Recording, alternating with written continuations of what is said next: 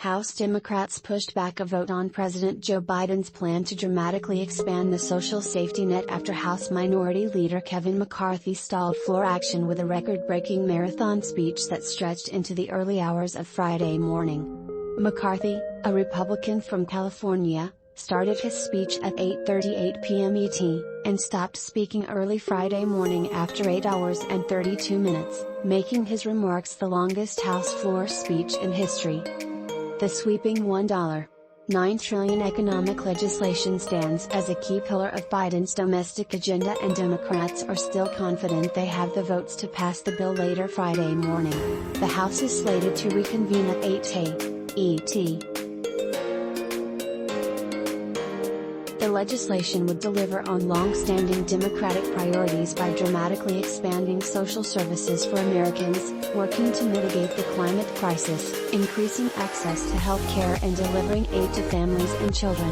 McCarthy was able to hold the floor indefinitely under the procedures of the House, which say the Majority Leader and the Minority Leader get what's called a magic minute at the end of floor debate, meaning they can speak for as long as they want.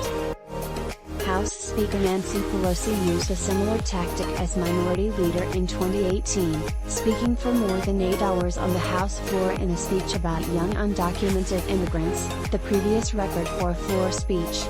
House Majority Leader Steny Hoyer explained the delay by saying McCarthy wants to force passage of the bill in the dead of night, a politically charged description that has been used to criticize legislation in the past.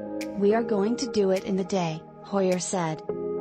Once the legislation passes the House, it will face key hurdles in the Senate, with a fight looming over a controversial tax provision and Democratic Senator Joe Manchin of West Virginia still not on board. As a result, Democrats are working hard to keep their fragile coalition of moderates and progressives united behind the package.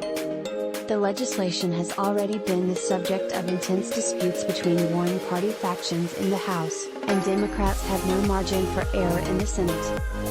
The legislation will likely have to be altered, potentially significantly, to get every member of the Senate Democratic caucus to vote for it, as key members raise major concerns with the contents of the bill. The Build Back Better Act represents a central part of Biden's policy agenda and an attempt by congressional Democrats to go it alone without GOP support to enact a major expansion of the social safety net.